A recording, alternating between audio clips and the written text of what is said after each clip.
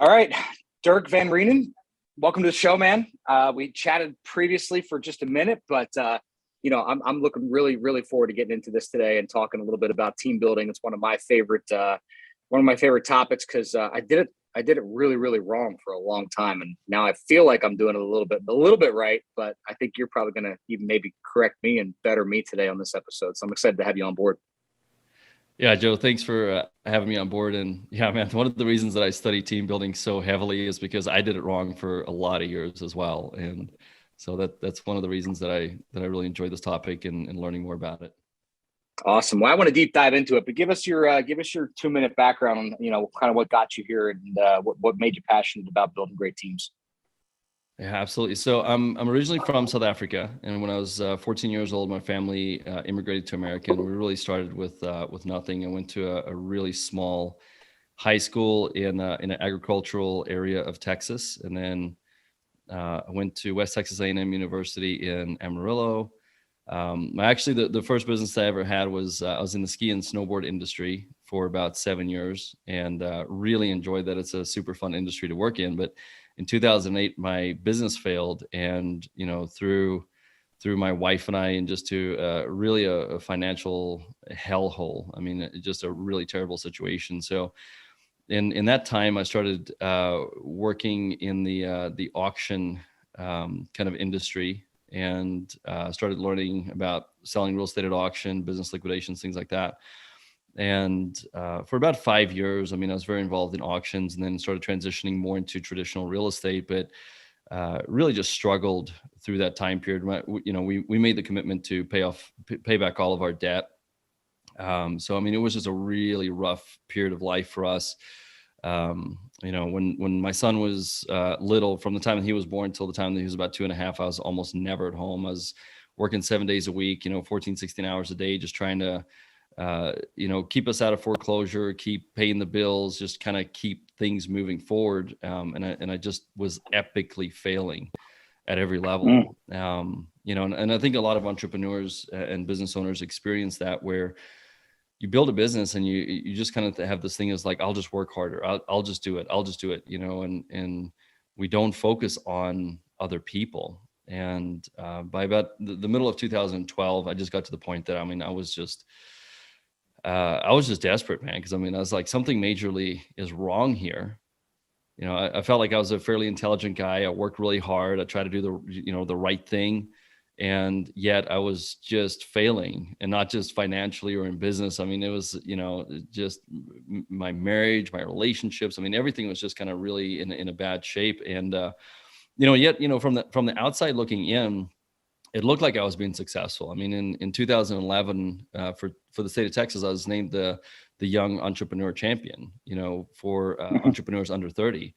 And, so there was this like lens of like, hey, things look successful, but I mean, it was just a wreck behind the scenes. So I just knew that something was wrong. I was missing a set of information, and I just started going on a journey of really learning and studying, seeking out coaches and mentors. And that journey still continues today. And the difference is, today behind the scenes, things are better than they've ever been. Marriage, relationship with kids, relationships with friends, our team, partners. I mean, business, like everything is very, very different today, but it's still the same journey of learning and seeking and growing. Man, I can relate to you so well. It's almost like I'm listening to myself do a podcast. This is like how the interviews go with me, because it's amazing, man. It's like I'm looking in the mirror, because I mean, we got into business in '08, and for the first 6 to 8 years, it was actually '07. It was right before the crash, and the first 6 to 8 years went exactly the way you just explained. Right? It was like we were living this HGTV life. We were flipping houses. People will like almost embrace and embolden your quote unquote success, and like make excuses for your success. Oh, you can miss that party. Don't worry about making it to the barbecue this weekend. I know you're busy. And so like they're almost like, we know you're successful and we want to root you on, we want to cheer you on, but like behind the scenes, you're like miserable. Right. I don't know if that's how you felt, but that's how I felt. Like I felt like I was constantly chasing, and everybody was like saying, wow, what a great job you're doing. And you think to yourself, like, I'm doing a great job because I feel like crap. I have terrible relationships. My body, I feel terrible with my body. I feel terrible as a father. I'm not seeing my kids. Like I can relate to everything you just said. I felt like I was in that exact same space the first time I tried to build a team, and it was just terrible. Yeah. It's so interesting because, we find that so many business owners and entrepreneurs experience the same thing. And, it's kind of this thought of kind of being like a lone wolf, right? Because, I mean, it's like there's not really an open connection for you to share your struggles with others, or to share your wins with others, because I mean, that's the thing is, when you just had a really big win in business, when you just closed a big deal, when you just landed a big client, things like that. I mean, it's most of the time when you're sitting around the table with friends, it's like you can't say stuff about that because then you're bragging, but then also you don't want to share your struggles, and I think like that's a big thing, is just opening up that level of connection with people that are in business. And, and I think that's why, I mean, obviously you're a top level coach, it's opening up that conversation with a coach, mentor, mastermind group, whatever it is. I mean, just being in a place where you can authentically talk about, like, man, I'm really struggling with my marriage right now, and openly talk about it. Or like, hey, I'm in a financial hellhole right now. Or, man, like, I'm getting, my butt kicked at work because I don't have the right people around me, or whatever the case may be. But then, at the same time, like, if you have a big win, like, hey, I just closed $1 million deal. This is really awesome. It's going to move us forward financially. I mean, being in the environment where you can have those kind of conversations openly and authentically is massively important for business owners and entrepreneurs if they want to go to the next level. Because, we've seen people start self-sabotaging their success to be able to play down to the level of their current environment and their connections and their friends. See it every day. Yeah. Yeah. It's insane. It's surprising. I mean, most of our clients are about $1.5 million to $2 million revenue businesses starting off. And then, we scale them up from there. But it is amazing how many, $1 million businesses, it's like people think like that's like, oh man, if you build $1 million business, life is grand. And then you build $1 million business, you got no money in the bank, you're stressed out, you're working all the time, and you're just like, this is not what I thought it was going to be. So, yeah, we really resonate with that. It sounds like you've absolutely experienced that as well. And, that's why it's such a powerful conversation. And I do think for a lot of people, and the people that I know probably at the highest percentage that have built really great businesses have experienced that pain. Yeah. Because until you experience that pain, you don't realize how much help you really need along the way. I was almost going to say that it's almost as if you have to experience it at some level or at some piece. The question is, how long do you stay there? Right. Because I see some owners that stay there for a short period of time and they say, okay, enough is enough. I'm tapping out. I need to find a resource to help me through this. And then you see some owners that literally spend their entire adult life, it seems like, it's stuck in that space where they just don't know how to get out. And so instead of like talking, like, let's not wallow in that space first. Let's jump into it. So you help people cross that bridge, right? Let's talk about that. What does that look like? Owners who have maybe, raised their hand and said, okay, coach, I need help. Get me out of here. Help me see the promised land. What does that look like? Yeah, for us, it's really connecting back to, okay, what's important to this owner? Like, what do they really want? And so the first thing that we do is just really go deep in getting to understand the person and the business, and then what do they want to accomplish? And we usually work off a 5-year timeline. So we say, look, in 5 years, we do an exercise called future pacing, where we say, look, in 5 years, let's imagine, Joe, we had a conversation 5 years from now, right? It's January 25th, 2027. And we're going to talk about as if everything's already happened. Right. And I say, Joe, I ask you, how have the last 5 years been for you? And you answer, Dirk, it's been better than I ever could have imagined. So for that to be true, what would have needed to happen? So that's really the framing. And then we just go really deep on that. And then we start looking at the owner, their behavior, their cognitive agility. We start looking at their team, and the first thing that we have to do is work on the structure of the companies. Like, we find that almost every single company that we work with needs either a little bit of restructuring or a lot of restructuring. And it's just about making sure that things make sense based on where you are and where you want to go. And that means sometimes you got to move some people around. Sometimes you got to get out of business with some people, right? Sometimes you got to hire somebody new. But a lot of times, especially in the kind of size businesses we work with, we find that there's a lot of underutilized talent. And that's what we really are excited about is finding out, okay, who are those people that already work for you, that if you could relate to them in a deeper level and you could understand them and you can give them a path to succeed at a higher level, what does it look like when they start raising their hand and saying like, hey, I want to step up, right? Mm-hmm. So really getting to know the owner, getting to know the business, getting to know the vision is the first part. The second part is we start working on structure. The third part is we start looking at what we call smart job profiles, because we feel like most companies have job profiles and it kind of like hire somebody to it. They get in, they're not trained. Are they really doing their job? People don't really know. So it makes everything really challenging with not having really the right kind of profile, because some people build, like, as you know, Joe, they build jobs around people, not recruit people to the right job.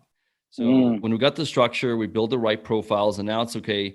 Let's look at who you have in your company that can fill these positions, and then who do we need to go hire and recruit after that into this. So that's kind of the next step, is making sure we got the right people in the right positions, doing the right things, and then really looking at the internal motivation of the company as a whole. You know, what's the culture like? Because we got to get people to work together. And that's the thing that's so important. I mean, there's so many really driven entrepreneurs out there that want to go conquer the world, and they're like, they want to tell people what to do and they want to go conquer the world, and they don't slow down and say, let me build a great team and then empower my team to drive this business. And I mean, for me, like that was a big change for me, and it's something that I'm still learning about, is how do I build a business that I can set the tone, set the vision, but then get the right people that are in alignment with what we're doing and empower them to actually run and build the business. And, you know, as we've been going through this switch now for 6-7 years, it has been a game changer in what we do as far as, you know, building our personal businesses, and then also with the clients that we work with and helping them build their businesses. I love everything you just said. I mean, you just covered a ton of topics here. So number one is we have to reverse engineer, right? We have to start with the end in mind, which, you know, it sounds so simple, Dirk, but if for some reason, when you ask people, A, what do you want?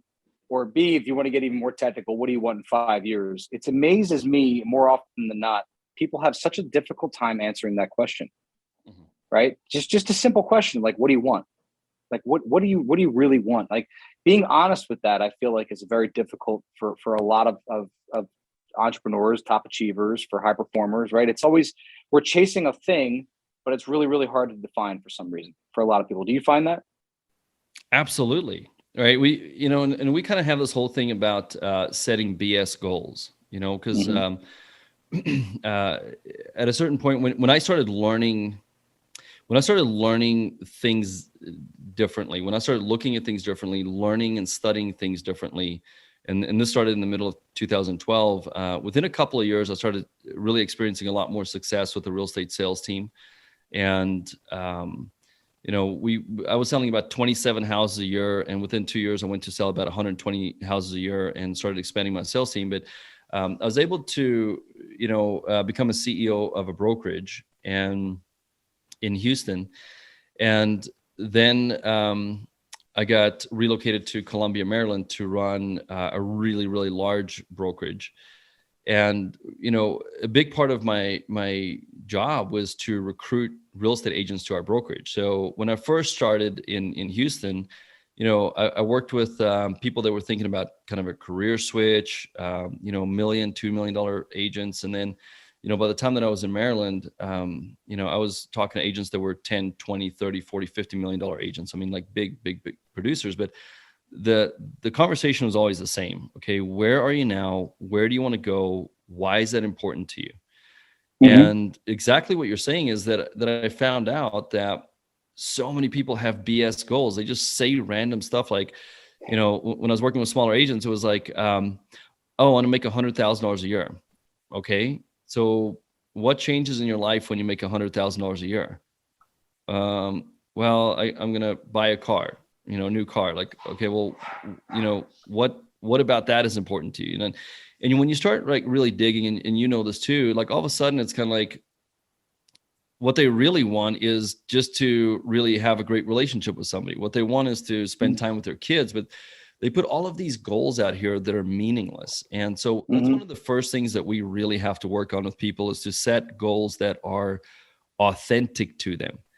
And what the thing that we look at goals are just mile markers to get you to live the life that you truly envision. That's all a goal is. So a goal has to be sequential. Hey, and exactly what you said a while ago is we have to reverse engineer. We got to find out what's really important to you 5 years from now. Okay, well, to get there, what needs to happen 3 years from now? And then we start setting hard targets. What needs to happen a year from now? Okay, what needs to happen in the next 90 days? What needs to happen next week? What do you need to do today? And it's just reverse engineering so that people actually take the right level of action. Because that's the thing is, if you have a total BS goal out there, you're not going to take the right level of action. You're just going to be distracted. It's not going to be meaningful. And anytime a challenge gets in the way, you're going to back down from that challenge.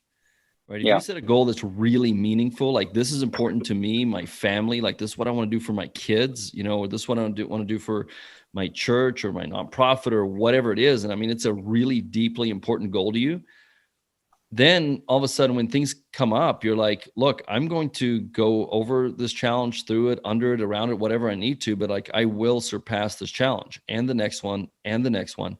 And of course, that's why I'm such a huge believer in having somebody in your corner, right? I mean, this from working with your clients, is like, your job as a great coach is to keep them on track, to keep moving forward when they start getting punched in the face. And, that's where people get, it's like things happen when you're in business all the time. There's constant challenges. And I mean, it's very easy to succumb to those challenges. And then all of a sudden you're not able to move forward. And, a really good quote that somebody told me one time is that a problem cannot be solved at the same level that it's created. Meaning that if a problem is created and you're thinking in terms of at the same level that it was created, you can't overcome it. You have to think at a higher level. You have to get that 30,000 foot view. You have to anchor to the vision, and only then can you really overcome that. So I think, people that really want to take their lives to the next level, it's important to have somebody in your life that can help you with that perspective. Yeah, it's awesome word. You said a few things there too, like the milestones. Your goals are milestones on the way to your end goal. I think the one of the big things that highlights too. I love that you use 5 years, because Jim Rohn has this whole conversation that he talks about that. He says in 5 years you either arrive at a predetermined or an undetermined destination, right? And either way, you have a choice. Like you're going to show up in 5 years one way or the other. Right. He talks about if you have these big goals, they're going to drag you through the obstacles, drag you through the mud, drag you through the tough times. And they're going to anchor you to this big, end, whatever achievement, thing is that you want to accomplish. But if you don't have this big goal, then you're just wandering. Right. And you're just kind of going through the forest, and you're going to end up in 5 years, but you're not going to end up potentially where you want to end up, because you're just going through the rhythm. You're going through the motion. So I love that piece. All right, let's jump into the focusing on people again, because I really like that you're kind of focusing on, you're finding the right seats, but you're also really focusing a lot, and correct me if I'm wrong, on unique ability of the people, right? And I talk about this a lot. You're one of the few people I've actually heard discuss this, as far as putting people in seats to make sure that they're working in something that they're great at. So can you elaborate on that a little bit? Yeah. So think about this. Let's say I gave you 11 characters and I said, build a football team. And you're like, okay, right? I mean, do you watch football? Do you play football? I mean, like you look like a strong guy, right? So you're like, okay, I could probably do that, right? Now, here's the thing. These 11 characters, like think of them as kind of like a little kind of avatar type picture, except you don't know how tall they are. You don't know the body composition. You don't know their 40 time. You don't know their vertical leap. You don't know any of those stats. And now I'm like, okay, hey, put these characters into a football formation, an offense. How are you going to do with that? Yeah. it's going to be really hard. But that's how people hire every day, is they go out and hire people not really knowing what the right profile of this person is. And I mean, we talk to clients all the time that they're like, man, it's so hard to find great people. So when somebody shows up, today on that Zoom call and, they're groomed and they're speaking well and they're smiling and they seem intelligent, it's like, oh my gosh, I just want to hire you right now, and then hire that person to their organization. And then 3 weeks later, 3 months later, whatever the case may be, it's almost like, hey, there's a very different person sitting across from you, than the person that was there at the interview. So what we really do is we want to find out what are those back-end stats that nobody really knows what to look for, and how can we make sure that you build the team really well. So if you were going to build this football team, like, you would need to know a lot about these people. Okay, like, how fast are they? How much do they weigh? How do they move? What's their vertical leap? And only when you start understanding all of this, how they think, even, when you start understanding all of this, then you can really start understanding, okay, this is how we need to build this team to work together. And that's one of the big things that we focus on, because most organizations function as a group of people working together. What we are interested and fascinated in is, how do we take a group to be a team of people that work together? Because one of the big distinctions is, a group of people can come together to complete a task, but a team works together to accomplish a goal, to accomplish a mission. And that's what we look for. So one of the big things that we really look for is behavioral fit with people. And this idea is not a new idea. It's been around for, 80, 90 years to study behavior, personality. But what we found is, and there's a ton, hundreds of different assessments out there.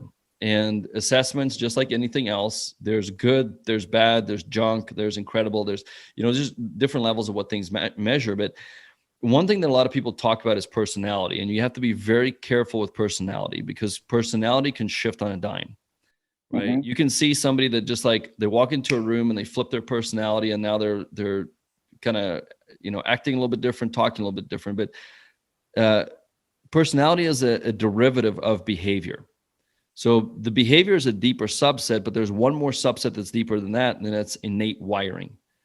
So that's what we are really concerned about, is, like, we want to understand the innate wiring of somebody and how that innate wiring is going to create behavior. And behavior is a function of your innate wiring interacting with an environment. So what we really want to understand is, like, look, Joe, if you're a CEO and you're looking for a great operations integrator, right? Like, a lot of people follow Traction, Rocket Fuel, like, they kind of like that system. And, like, integrator is kind of a buzzword out in the business world right now. Everybody wants a great integrator. So people come and they say, like, okay, well, how do I find an integrator? And let's say, hey, before you find an integrator, you have to understand you. Because I can't tell you who my integrator is and say you need to hire that person. That person may be disastrous for you. So what we do is we customize everything to say, Joe, who are you? What are your innate wiring? What's your behavior? And how does that show up in different environments? By the way, what is the environment that you function in, right? And we look at things like, okay, how fast does your world move? How much need is there for creativity, problem solving, under pressure decision making? How much need is there for precision? And we start looking at these kind of things, because there's certain things that if you don't get them right, it's not going to be a good fit at work. Because immediately, if I go in with what we call our natural behavior into an environment, it's not the right environment. If I'm coming into your company and you've got 10, 15, 20 people, I'm not going to come in and change the environment, right? I'm going to have to adapt to the environment. And when if I'm not a good fit for the environment, then I have to start adapting, which means that I'm going into a stressed state at work. The moment that I go into a stressed state at work, you're losing the best of who I could be. And one thing that we talk about is somebody's innate genius. Everybody is really good at something. We want to find out what that something is. And a lot of times behavior is a key indicator, because if the behavior is off, you can't unlock that innate genius. So what we want to find out is, okay, what does the existing team look like? Starting with the owner, the entrepreneur, the CEO. what does that next level, look like, as far as, if you call it your C-suite or your team of directors? What do those people look like, and what does it look like for the people that report to them? Because if we can get that right, and we can start aligning innate ability, what you're going to do is you're going to start unlocking people's strength and their gifts. The next thing we look at is how do people think? And we use an assessment to look at cognitive agility.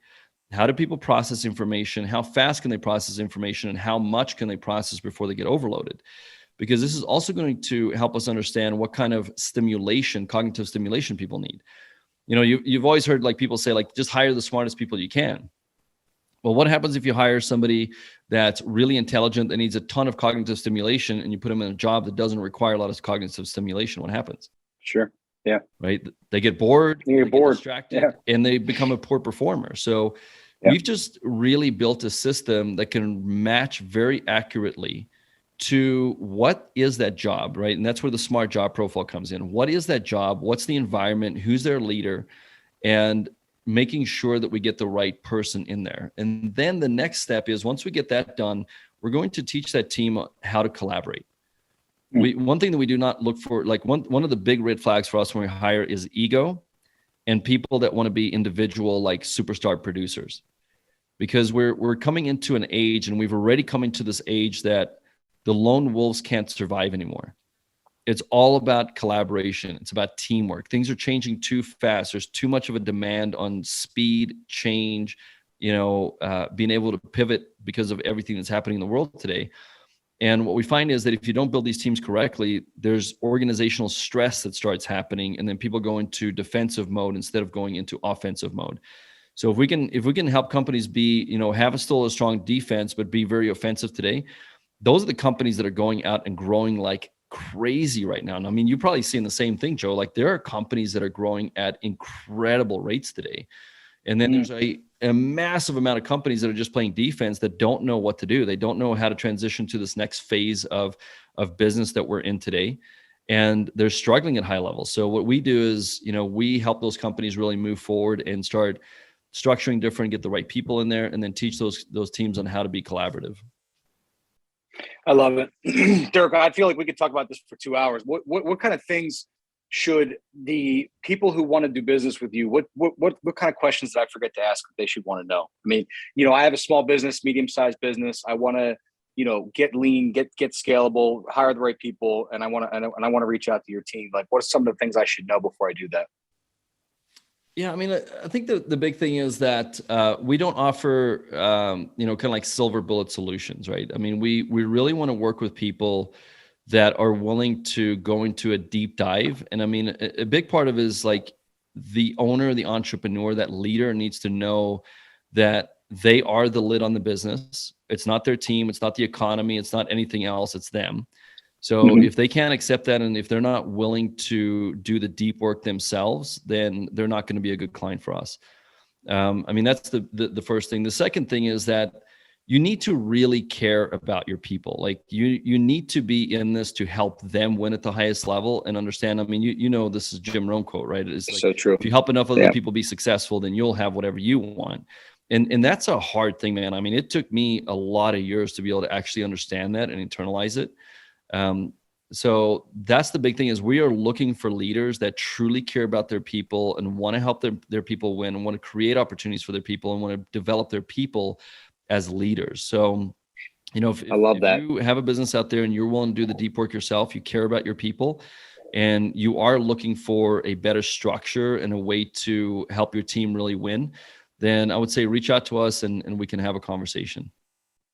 I think that piece, and I'll let you share your contact in here in a second. I think that piece right there is one of the strongest takeaways for most coaching clients. What I see, the ones that get the best impact, the best results, are the ones that hit that switch in their head where they're like, you know what, I want to see things happen for them, right? Mm-hmm. It starts to become less of a self-serving and more of a, how do I help my team grow? How do I give back to them? How do I create legacy for them? How do I create impact for them? How do I give away to them? And all of a sudden, things start to happen. Like, all of a sudden you're not an island anymore. That, to me personally, that was the craziest impact that happened to me, is when I started to do that. And I see the same thing with my clients. So I think you're hitting the nail on the head when you start to think more about their impact and what happens in that atmosphere, that personally what you're going to get out of it. It's all of a sudden you start making more money, which is crazy. It's almost, it is, but and the interesting thing is that it's hard to do when you're in survival mode. Right. And I think a lot of business owners, I mean, probably all of them go through the phase where you're just trying to survive, man. You're just trying to, pay your rent and pay your payroll and try to spend some time with your family. And it's hard in that mode to really put the focus on others because there's so much internal pressure on you. But absolutely, man, we've seen the same thing, Joe, that the people that start focusing on their teams and on their company and helping others win, start winning at the highest level. And then, I mean, there's another level above that where it's not even like you focusing on your company. It's like what you're focusing on, how you can help the world, how you can help people that greater can good, even help you back. Yeah. And when you switch your focus there, it's like another gear of just going to the next level. So, I mean, such a big part is just your internal focus on all of that. Dirk, that was an awesome call, man. I think our folks learned a lot from today. And so what's the best way for them to reach out to you and potentially do some more, business with you in the future? Yeah, we would just say go to BERGflow.com, BERGFLOW, BERGflow.com. And you can actually request, like a 30-minute call with us. And, one of our guides will just get on the phone with you and just kind of see where you are, what you're trying to do, and see if there's a fit. Because, I mean, we're definitely not for everybody, but I mean, we definitely want to work with people that are serious about scaling their businesses and making a bigger impact. Awesome. Dirk van Reenen, great to have you on the show. Thank you for being here. Excellent. We might have you do a follow-up show in the future here to get some more information out of you. That was great. So thanks for being on.